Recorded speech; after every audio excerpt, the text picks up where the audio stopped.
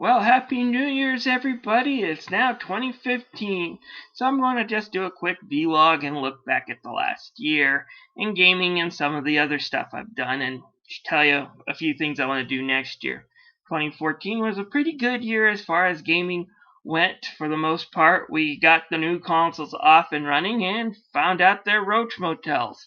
Still, the fact that the console war is hotter than ever has meant some really good price slashes for the holiday season. We're talking about Xbox One going from $500 and then ditching that expensive camera that most people didn't want and then dropping it down to $100 with the PS4 and then dropping it another $70 for the holidays with some great bundles.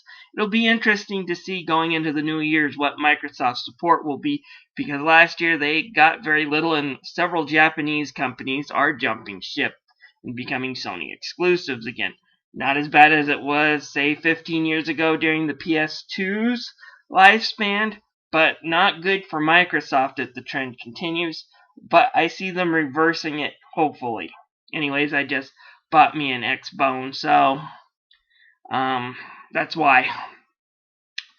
And anyways, several great things also happened this year with Nintendo. We finally saw the Wii U get some good games. All of them are Nintendo games. The Wii U will be the GameCube reincarnated, but I have no problems with that. The GameCube had a lot of great Nintendo games, and I still have mine. So, I hope it gets some more support and more love, but if it just turns out to be the place I go to for great Nintendo games, I guess I'm fine with that as well. As far as bad things that happened, we have had several hacking. That's going to be the new threat to game companies from now on. You got a great big holiday with a lot of people wanting to buy stuff from your store and getting their new consoles online. You can guarantee you there's going to be a hacker who's going to be a butthead and ruin everyone's surprise with a denial of service attack that will take your gaming platform off for several days. I just see that becoming a Christmas regularity. I hope they catch these people. They need to be punished because they're usually just doing it to be buttheads. But I see that being the newest thing. People just hacking into stuff. And of course, Sony. We don't know if it's a Sony insider or if it's North Korea. Kind of mixed. I'm calling it either way. But we'll just find out once we find the truth of what's going on there. As far as good games and bad games, I won't be doing a top 10 list. I don't have money to go out and buy all the new games that come out when they come out. I usually only buy a small handful of games new.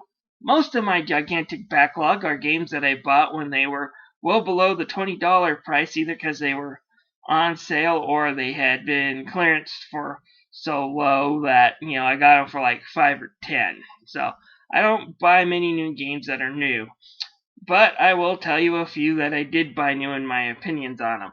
Worst game that I bought brand new first day that I regretted: Final Fantasy 13-3 Lightning Returns.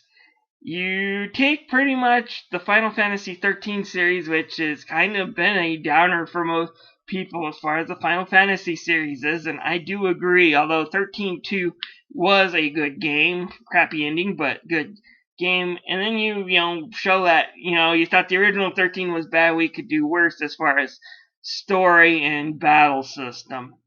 The game's battle system is hard to use, it's a bit convoluted, the game drags on for too long, and the story and the character are just depressing. There is nothing uplifting in the game's story at all, and I just hate Lightning as a character. Forget Cloud and Squall for being too emo and bland. Lightning just, steals their thunder in that category, I guess. She's just a bad character, and I hope we never see her again. She appears in Final Fantasy 15 or a Kingdom Hearts series, I'm going to scream. Anyways, as far as the best game I picked up new out of the 3 or 4 I picked up new, I would have to say Tales of Xillia 2, which is kind of my next RPG on the list that I bought. It's a really great game, definitely worth checking out, although I'd go with the original Xillia.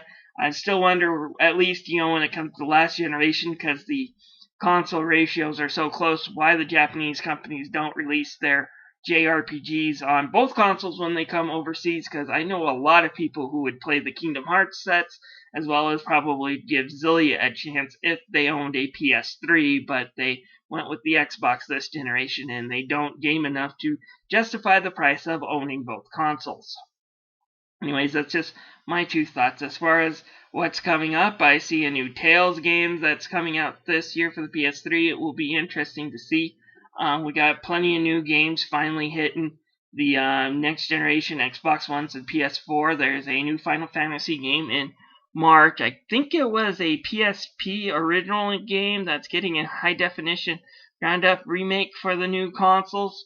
It'll be interesting to see, and I think we will probably be seeing Final Fantasy 15 sometime this year. It's been in the making for 10 years, so hopefully they'll finally get that one done. A lot of people are saying Kingdom Hearts 3 this year. If it does come out, it's going to be overseas, and it won't hit America until 2016, guys. I hate to say that, but it takes months to usually dub them, and we have yet to really see a story-based trailer. We have seen a few engine trailers for that game, but we haven't seen any, this is the story synopsis. These are the actual worlds we're going to trailer, and the game developers have been kind of mute on the subject, so I don't think we have much to see there that says this year. Maybe next. In the meantime, I'm just going to enjoy Final Fantasy 15 when it comes out, if it's a good game, and I hope they put more effort than they did in the 13 series as far as both story and gameplay. As far as me and my channel, I hope to grow it. I hope to do more Let's Plays. I hope to find better ways to draw my characters. I will probably be, at some point, redrawing my crappy little avatar characters and adding in a few new ones. I'm a one-man team on my channel, but I do have these avatars because I can't afford a camera, and I really don't want to see my face, and it does allow me to do a few things. So hopefully I can add a few new characters to express my opinion, as well as tell you why I always use that old man. And part of it is I am a nostalgic person, but I'm a nostalgic person who, at the same time, can't stand people who badmouth new stuff just because it's not the same as the old ones. Most of the time they're not actually really nostalgic towards something because they haven't seen the said old series that they're defending against the new remake in 20 years to realize that what they're defending isn't really that great when you go back and have a second look at it. And yeah, I'm talking about Teenage Mutant Ninja Turtles and a few other series as well. So I'm hoping to, get new characters. I'm hoping to do more Let's Plays. I'm hoping to do more reviews and build my channel. I said I'm going to be getting an Xbox One, and I hope that the system turns out to be something I can use and is really good. Everybody who I know who has bought one seems to be happy with theirs. So hopefully it doesn't have the RROD or the Red Ring of Death that the Xbox 360 has. Anyways, Happy New Year's, everybody, and I'm out of here. I'm expecting the next few days a Chain of Memories review, as well as maybe me starting to finally upload that guide that I've been making for that game. It's not a bad game, but a lot of people hate it because its battle system is confusing, and the tutorials for that game suck. So, just telling you in a ramble what I'm going to be doing. And I would like to thank you personally for listening to my ramble here. Please check out my other work, and if you like it, thumbs up, and by all means, please click that subscribe button.